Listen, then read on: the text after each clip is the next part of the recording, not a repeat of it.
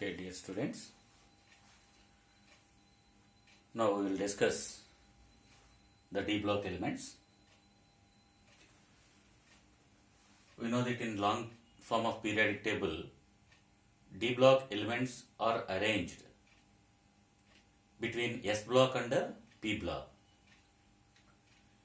Here, these D block elements are divided into 4 series based on their electronic configuration. What are D block elements? How to define them? We have already gone through this in periodic table, periodic classification of elements in first year.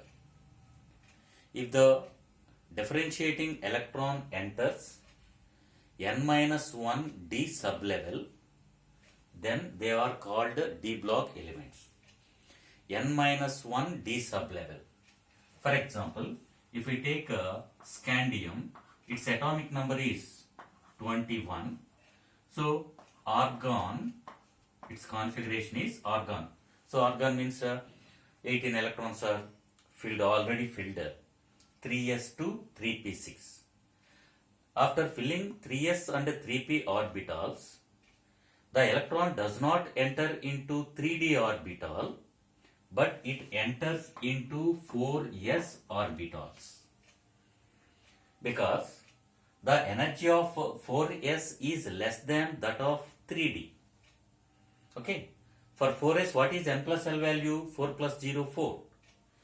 For 3d, it is 3 plus 2, that is 5. N plus l value is less for 4s when compared to 3d. So, after filling 3p sublevel, the electrons enter into 4s sublevel and then goes into 3d sublevel. Of course, up to argon, 18 electrons are completed or filled, and other 2 electrons, that is 19th electron and 20th electron, enter into 4s orbital, and then the 21st electron enters into 3d sublevel. Okay, here what is the outermost orbital? Okay, 4th orbit. So n value is 4. When n value is 4, what is 3? n minus 1. So the electron enters into penultimate shell or n minus 1 shell. So if the electron enter into n minus 1 D sublevel, then that element is called D block element. Of course, as in scandium to zinc, the electrons enter into 3d sublevel. This series of elements is called 3d series. Similarly, for in yttrium, the configuration will be 5s to 4d1. That means 4d sublevel is filled, gradually from yttrium to cadmium. So this series is called 4d series. Similarly, in lanthanum, the electron enter into 5d sublevel, so it is called 5d series, and here also it is called 6d series, as the electron enter into 6d orbital. Okay, here general outer electronic configuration is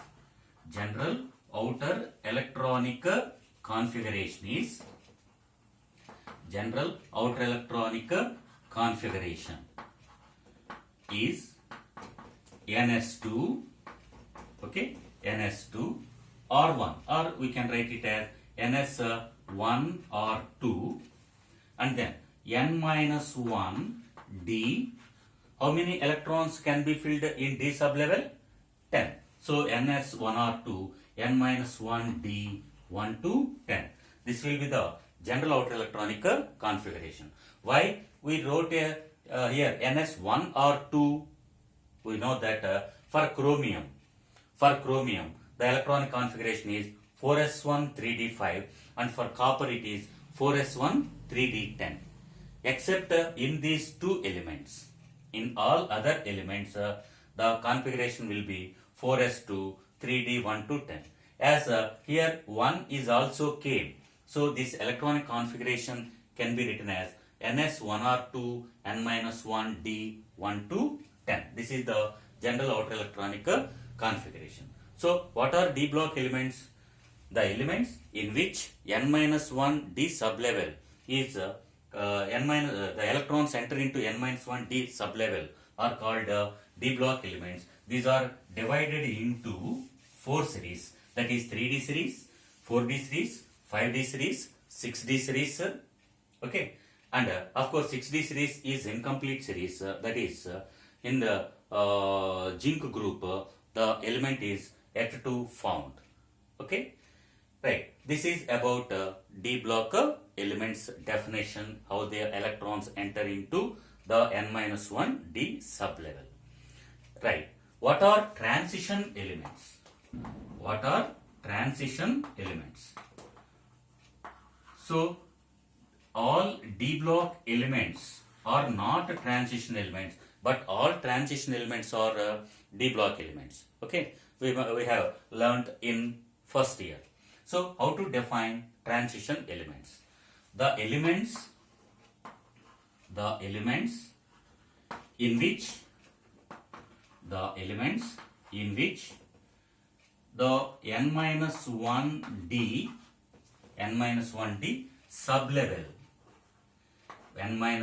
d sublevel is incompletely filled with electrons, in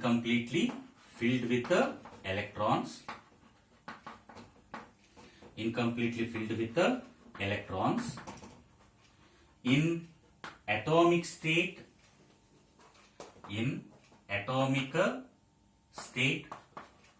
or most stable oxidation state. Are called transition elements.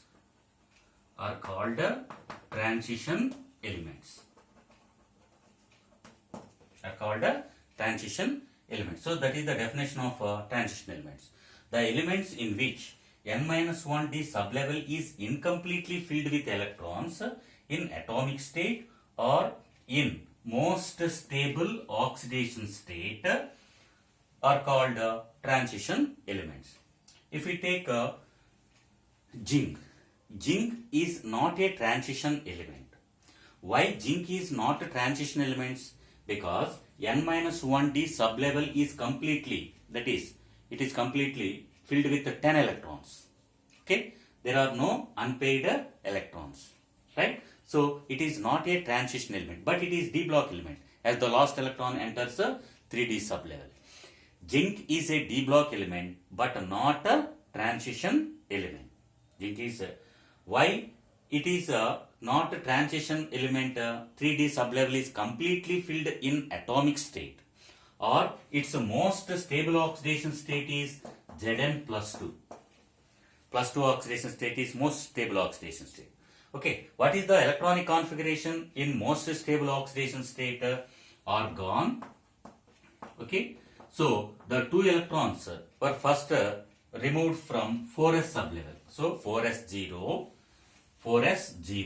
and 3d10. In most stable oxidation state also, n-1 d sublevel is completely filled with electrons. So it is not a transition element. It is d block element, but not a transition element. So all transition elements are d block elements, but all d block elements are not transition elements. Okay. So of course in your textbook it is given as scandium is the scandium does not show variable oxidation states, but common oxidation state is plus 2. Okay, so it also shows plus 2, but it is unstable. We will go through this one later, right? Then what about silver, copper, silver? Okay, copper. So here zinc, cadmium and mercury. Zinc, cadmium and mercury are not transition elements. Not transition elements. So we can say that all d block elements except zinc, cadmium, mercury are all d block elements except zinc, cadmium and mercury are transition elements. They are transition elements. Okay. Next, if we take copper, this is 1b group. 1b group. So copper, silver and gold, Au, are called typical transition elements. Are called typical transition elements.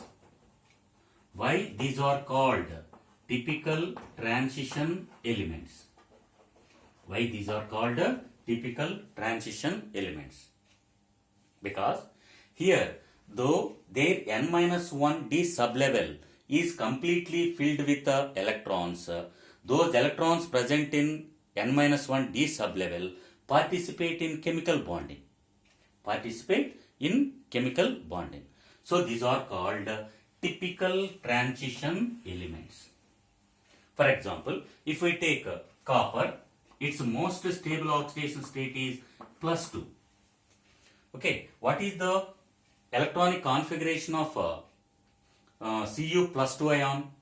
Okay, so argon, we have to remove 2 electrons to get Cu +2.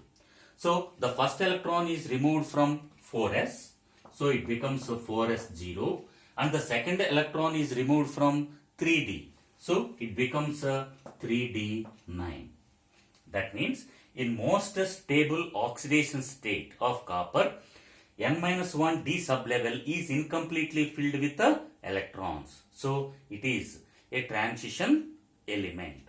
Okay. So here in either in atomic state or in most stable oxidation state, the n-1d sublevel must be incompletely filled with the electrons. Similarly, if we take silver, for silver also Ag+2 is most oxidation state. Its electronic configuration is krypton 5s0 3d9. Okay. Here also in most stable atomic state, n-1d sublevel is completely filled with electrons.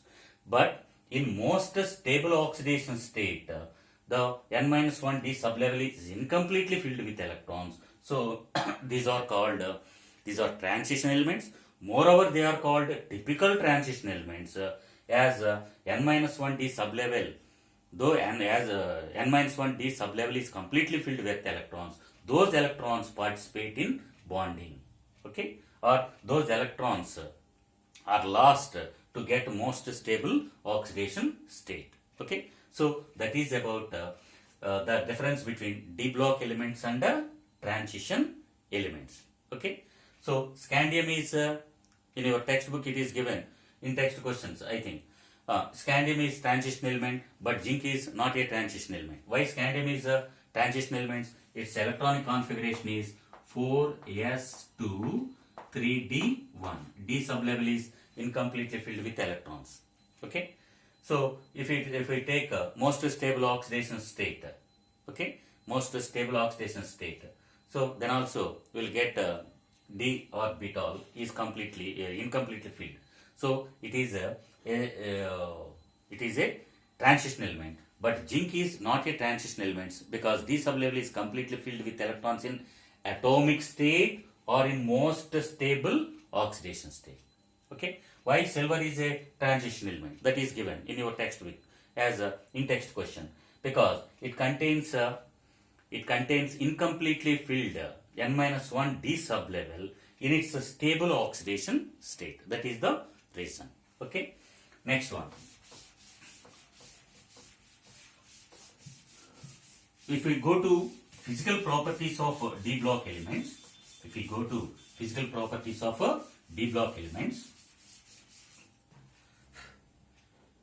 enthalpy of atomization.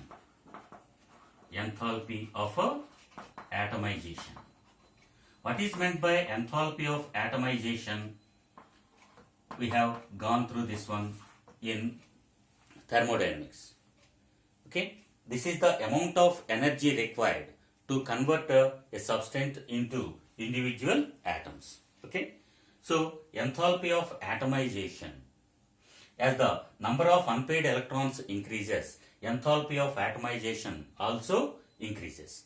So here from if we go from scandium to zinc, number of electrons increases, number of valence electrons increases. So number of valence as the number of unpaired electrons increases, enthalpy of atomization also increases. If we go from scandium to manganese, number of unpaired electrons increases up to manganese, and after that number of unpaired electrons decreases. Why? Here from iron the pairing starts, pairing takes place. So here 3d6 we get 3d6. 3d6 configuration means in one orbital 2 electrons are present, in another 4 orbitals each orbital contains one unpaired electron. So only 4 unpaired electrons are present. Here 3, here 2, like that. So as the number of unpaired electrons increases up to manganese, the enthalpy of atomization increases and then decreases because of pairing of electrons in n-1d sublevel. Okay. Of course, if we come from 3D level to 6D level, okay, from top to bottom, enthalpy of atomization increases. Okay, so from top to bottom, enthalpy of atomization increases. Right? Here in 5D series, there are 14 elements along with the lanthanum. These are not transition elements; they are inner transition elements. Similarly, in 6D series, after actinium, we will get 14 other elements in the same block. These are also inner transition elements. They are not transition elements. Okay, this is enthalpy of atomization. Enthalpy of atomization increases from manganese, from scandium to manganese series, and then decreases. From if we go from 3D series to 6D series, enthalpy of atomization increases. Okay. Next, and melting points. Melting point. So melting point also depends on the enthalpy of atomization. So melting point increases from scandium to manganese. Of course, for manganese it is exceptionally low. So if we go from scandium to titanium, it increases, and from vanadium it increases, and for chromium it is increases. Then manganese slightly decreases, and iron increases. Okay. Okay, and then copper it is of course slightly increases, and iron, cobalt decreases, nickel decreases, copper decreases, zinc decreases. So here it is an exceptional case, manganese. In 3D series, manganese is exceptional case because of half-filled d orbitals. It is stable. Similarly, in 4D series, for technetium, the melting point value is lesser than expected because of half-filled 4D orbitals. Here half-filled 3D orbitals, here half-filled 4D orbitals. Okay. So, of course, this will be like this. This will be like this for technetium. Okay, this is 3D series. This is 4D series. And if we go for 5D series, from lanthanum to rhenium increases, from lanthanum to tungsten increases, and it decreases gradually. This is for 5D series. This is for 5D series. This is about melting points. This is about melting points. Next, standard enthalpies. Standard reduction potentials. Standard reduction potentials.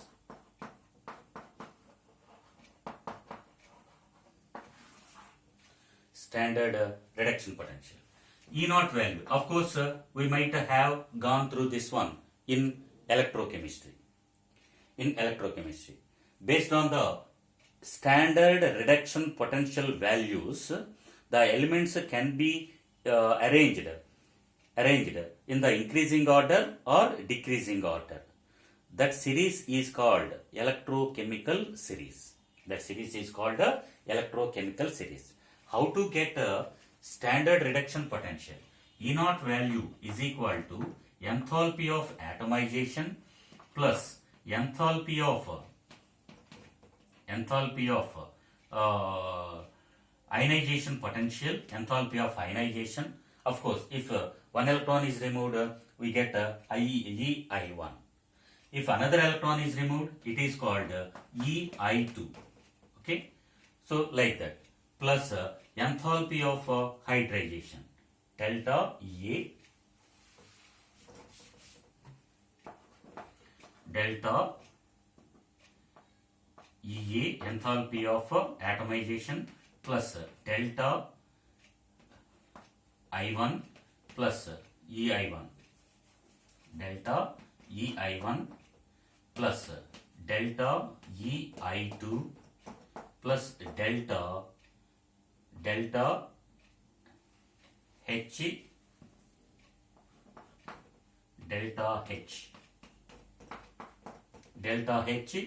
HYD. HYD means hydration, enthalpy of hydration. The sum of these values, from sum of these values we get E naught value. Okay, so we have already observed in electrochemical series from we wrote increasing order. On writing the elements in the increasing order of their SRP values, lithium will be at the top and fluorine will be at the bottom, and it will have high negative SRP. Okay, and that negative SRP value decreases, and at a hydrogen electrode it becomes 0 volts, and after that it increases gradually, and we will have high positive SRP for fluorine. Positive SRP for fluorine.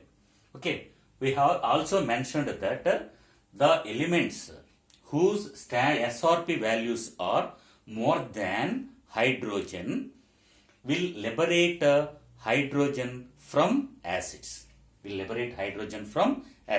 For example, if we take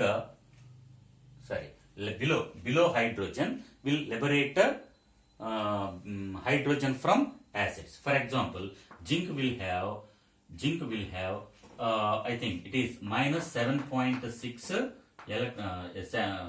minus 0.76 volts. Okay, so it can liberate hydrogen from acids. That means if we take HCl, if zinc reacts with HCl,